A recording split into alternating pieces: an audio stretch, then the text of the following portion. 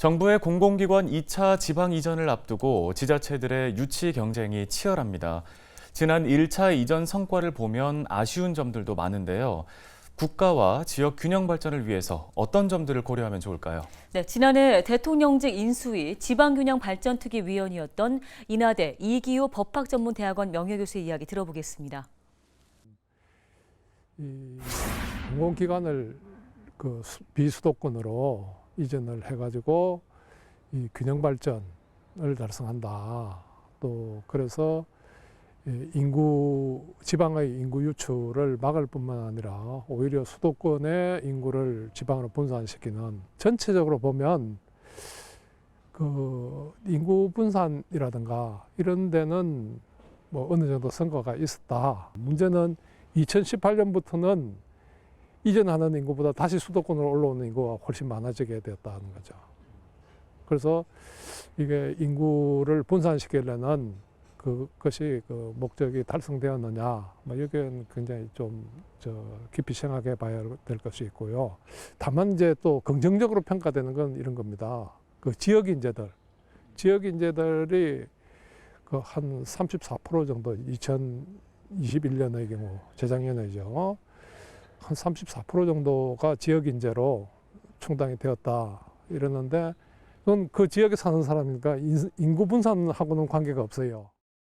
전혀 이 대도시로부터 멀리 떨어진 이러한 지역은 그 기대했던 효과가 낮게 나오는 걸로 뭐 이렇게 이제 평가가 돼요. 그 지역의 인프라라든가 또 지역의 특성이라든가 이런 게 안 맞는 지역도 많이 나오고, 또 이 지역 경쟁력도 중요하지만 또 국가 전체의 경쟁력 이런 것도 중요한데, 그것이 그 국가 전체적으로 봤을 때 그 효율성의 면이나 뭐 이런 면에서 이제 떨어지는, 오히려 그 퇴보하는 이제 뭐 그런 경우도 나오고, 또 그것이 지금 또 다른 하나의 그 효율성도 중요하지만 그 균형 발전이라는 이런 면에서 뚜렷한 효과를 가져왔냐 하면 그걸 뭐 그렇게 기대했던 만큼 효과는 못 가져왔거든요.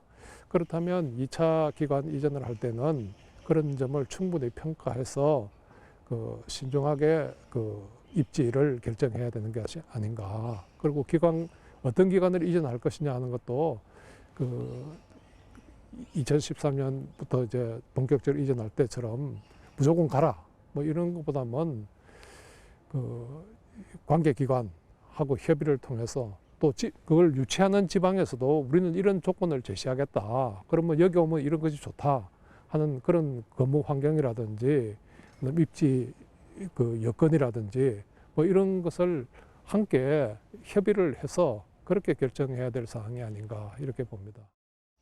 가능하면 수도에 버금가는, 그러니까 이제 인구 이전이나 기업의 입지로 보면 그게 생활 환경이라든가, 그러니까 예를 들어서 뭐 그 공무원들의 경우 또는 기업들의 임직원의 경우 이런 경우 이제 그 지역을 이전을 하려면 그 지역에 기본적으로 교육, 의료, 문화적인 그런 환경이 조성이 돼야죠.